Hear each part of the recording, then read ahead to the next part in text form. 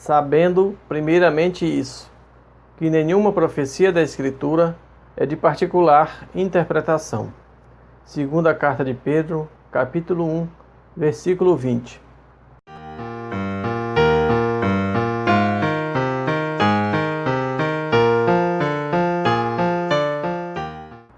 Olá, nós estamos de volta para dar continuidade à nossa discussão sobre visões e aparições de mortos, vida após a morte, comunicação com os mortos, interação com os mortos, e vamos continuar acompanhando o pensamento ou as reflexões de John Dominic Crossan, que estão no livro dele, O Nascimento do Cristianismo, da editora Paulinas, e que nós recomendamos a todos por ser um livro muito bom. Claro que nós não vamos falar aqui de todo o livro, até por questões de direitos autorais. Estamos usando um pequeno trecho que tem a ver com o nosso estudo do Evangelho ou com a nossa introdução ao estudo do Evangelho. Então vamos continuar o nosso estudo, mas primeiro nós vamos ver esse texto para sabermos um pouco o que é gnose. Vamos lá. Gnose ou gnosticismo é uma forma de religião do fim da antiguidade. Uma definição precisa dessa religião do conhecimento ou de introspecção, como a palavra grega gnosis pode ser traduzida, não é fácil, mas deve ser pelo menos brevemente sugerida bem no início.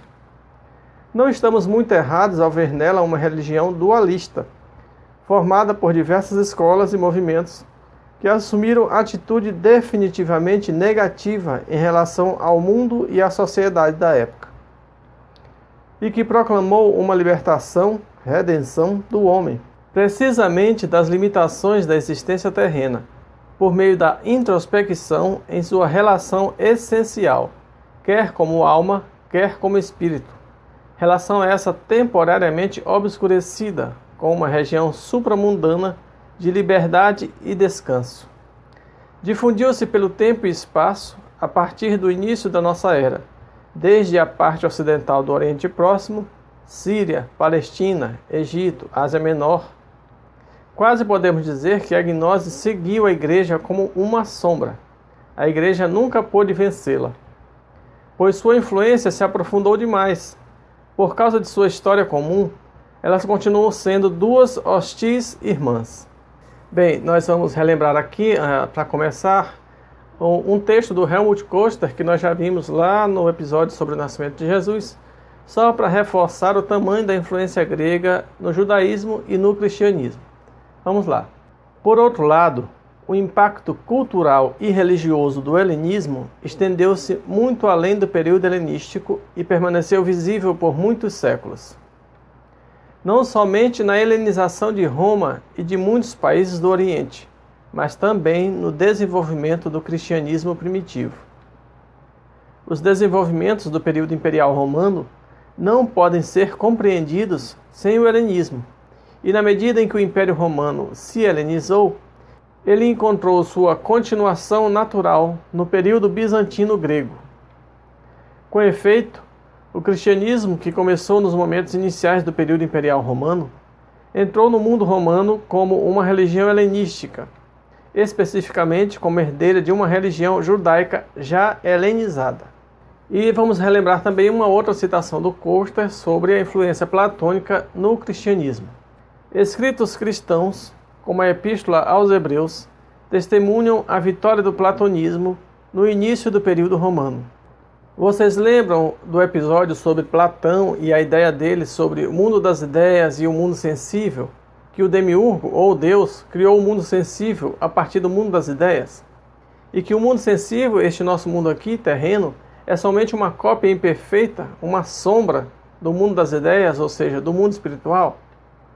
E a imagem da sombra é exatamente a que Platão usa na alegoria da caverna, que aqueles que estão presos na caverna veem apenas sombras e não a imagem real das coisas. Então, já que Koester citou a carta aos Hebreus, vamos ver se é verdade que ela tem influência platônica. Ora, visto que a lei tem sombra dos bens vindouros, não a imagem real das coisas. Carta aos Hebreus, capítulo 10, versículo 1. Pela fé, entendemos que o universo foi formado pela palavra de Deus, de maneira que o visível veio a existir das coisas que não aparecem. Hebreus capítulo 11, versículo 3. É exatamente a ideia do Platão. Até as palavras de Platão, sem tirar nem pôr, né? Bem, esclarecidos esses pontos, agora nós vamos sim voltar a John Dominique Crossan, e ele vai agora discutir o dualismo existente em Paulo, como também nós já vimos em um outro episódio. O assunto agora é o dualismo platônico, a questão de que somos corpo e espírito, ou corpo e alma, e não somente um corpo. E Crossan começa citando um livro de Daniel Boyarin, publicado em 1994, esclarecendo o seguinte: 1. Paulo foi motivado pela aspiração helenística do uno, que, entre outras coisas, produziu o ideal de uma essência humana universal para além da diferença e da hierarquia. 2. No entanto, essa humanidade universal firmava-se e ainda se firma no dualismo da carne e do espírito, de modo que, enquanto o corpo é particular, marcado pela prática como judeu ou grego, e pela anatomia como homem e mulher, o espírito é universal. 3. Todavia, Paulo não rejeitava o corpo, como faziam, por exemplo, os gnósticos, mas, antes, favoreciam um sistema segundo o qual o corpo tinha seu lugar, embora subordinado ao espírito. Entenderam agora porque nós falamos de Alexandre Magno, de helenismo, de Platão? Falamos de orfismo porque, entre outras coisas, as ideias de Platão sobre alma, como nós já vimos, tiveram forte influência do orfismo. Falamos de Platão porque é o que nós estamos discutindo agora, e também porque, como nós já vimos, e estamos vendo nesse episódio também, o cristianismo foi fortemente influenciado pelo pensamento platônico. E falamos de Alexandre Magno porque foi ele quem espalhou pelo mundo toda a cultura e os conhecimentos gregos, inclusive influenciando o judaísmo e também o cristianismo, como também nós já vimos hoje e vamos ver mais agora. No século I depois de Cristo, o judaísmo tradicional antigo sofreu pressões crescentes, não só da exploração comercial romana da época de Augusto, mas também do domínio cultural grego desde a época de Alexandre Magno. Para muitos, então, modernização significava helenização, internacionalismo grego, exatamente como, para muitos, agora, modernização é americanização. E em seguida, a Crossan segue citando Boyarin para explicar que esse dualismo da carne e do espírito seria fruto de um platonismo difuso na cultura contemporânea de Paulo. Vamos ver. No fim da antiguidade, vários ramos do judaísmo, ao lado da maior parte da cultura circundante, tornaram-se cada vez mais influenciados pelas concepções platônicas. Platonização significa aqui a adoção de uma filosofia dualista, na qual o mundo fenomenal era entendido como representação material de uma entidade espiritual ou ideal que correspondia a ela, o que tem a consequência adicional de estabelecer uma oposição hierárquica na qual se considera a realidade interior invisível mais valiosa ou mais elevada do que a sua forma exterior visível. E Crossan explica, como nós já vimos lá no vídeo sobre Platão, no vídeo sobre orfismo e também no vídeo sobre as ideias sobre alma, ao longo da história da humanidade, que o ser humano é compreendido como um invólucro físico exterior, não essencial, e uma alma espiritual interior que representa a sua essência verdadeira e mais elevada, e em seguida ele diz que esse dualismo hierárquico do espírito acima da carne formava um espectro que partia da negligência corporal, passava pela difamação corporal e chegava à rejeição corporal. A carne seria a morada perturbadora do espírito, sua tenda nômade, sua residência decrépita ou sua imunda cela de cadeia. E em seguida, Crossan faz a ressalva de que Paulo não era tão radicalmente dualista quanto os gnósticos, significando que, embora Paulo desse valor ao corpo, compreendia que o corpo não era o ser humano, mas só sua casa ou veste.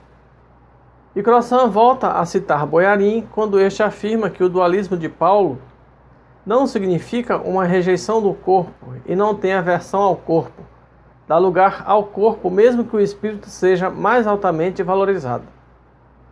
E essa dicotomia, embora Crossan a considere fundamental, seria muito mais antiga e muito mais ampla do que o próprio cristianismo, estando presente entre o judaísmo tradicional e o judaísmo helenístico, antes mesmo que o cristianismo existisse. E ele diz que continua presente aqui, hoje e onde quer que a carne seja separada do espírito. Crossan considera então que a carne é sensacionalizada e o espírito é sentimentalizado, e que desse modo ambos são desumanizados. E ele volta outra vez a citar Boyarin, dizendo que esse autor compreende corretamente que nada disso tem a ver com um judaísmo helenístico que é, de algum modo, menos puro que o suposto judaísmo palestinense. E Crossan afirma que não é como se todo o judaísmo palestinense acreditasse no monismo do espírito encarnado e todo o judaísmo helenístico acreditasse no dualismo da carne em oposição ao espírito. E também afirma que a questão não era de geografia, e sim de ideologia. Vamos ver o que ele diz. Onde quer que se vivesse, dependia de, se, como e até a que ponto aceitava-se ou rejeitava-se esse dualismo platônico. Boyarin faz um paralelo entre Paulo e Philon, mas caso alguém pense que a ideologia dualista é só para os judeus da diáspora, incluo aqui um exemplo tirado de Flávio Joséfo, contemporâneo palestinense. E então Crossan vai citar um exemplo de dualismo platônico que ele considera extraordinário, um texto que afirmaria a transcendência do espírito sobre a carne e a irrelevância do corpo para a alma. É um discurso que Joséfo colocou na boca de Eleazar, líder dos rebeldes sitiados no alto da fortaleza de Massada, no final da primeira revolta judaica, no ano de 74 d.C. Vendo que o fim estava próximo, Eleazar encorajou seus comandados a preferirem a morte à escravidão. O texto diz o seguinte: pois é a morte que dá liberdade à alma e lhe permite partir para a sua morada pura, para ali ficar livre de toda a calamidade. Mas enquanto está presa em um corpo mortal e contaminada com todas as suas misérias, está, na realidade, morta. Pois a associação com o que é mortal não condiz com o que é divino. Só quando libertada do peso que a puxa para a terra e se aglutina em volta dela, ela é devolvida à sua esfera apropriada. A alma desfruta uma energia abençoada e um poder sem entraves em todos os lados e permanece, como o próprio Deus, invisível aos olhos humanos. Em seguida, Crossan afirma que esse discurso não é de Eleazar para os seus companheiros rebeldes, mas de Joséfo para os seus companheiros romanos. É difícil, porém, encontrar uma formulação mais precisa da superioridade da alma sobre o corpo e do espírito sobre a carne. E segue afirmando que para os judeus do século I, a questão não era se alguém vivia na Palestina ou na diáspora, ou se falava grego ou aramaico. A questão era até que ponto tinha absorvido ou não esse dualismo platônico, como aconteceu com Philon de Alexandria, Paulo e Joséfo. Crossan cita outra vez Boyarin falando sobre a questão do dualismo platônico. Os rabinos também acreditavam em uma alma que anima o corpo. O problema é, antes, que eles consideravam o ser humano não como uma alma morando num corpo, mas como um corpo animado por uma alma. E isso faz toda a diferença do mundo. E Crossan afirma que ele não acredita no dualismo platônico, seja a forma como ele se apresente, seja um dualismo radical ou um dualismo moderado. Acho o dualismo platônico, seja ele radical ou moderado, fundamentalmente desumanizador. Bem, nós encerramos aqui a segunda parte da nossa discussão sobre vida após a morte, alma, espírito, mas no próximo vídeo nós vamos continuar com o assunto dualismo e encerraremos com o assunto ressurreição de Jesus. Ainda tem um pedaço sobre dualismo, mas que é necessário que ele fique para o próximo vídeo, porque ele já vai servir de introdução ao tema ressurreição. Então, se tirássemos de lá e botássemos aqui junto com esse, o de lá ficaria sem sentido. Quando entrássemos no assunto ressurreição direto, ficaria um pouco sem sentido. Então nós mantivemos para o terceiro vídeo porque ele funciona já como introdução para o assunto ressurreição. Mas nós vamos continuar ainda falando um pouco sobre dualismo. Então, muito obrigado e até o próximo vídeo.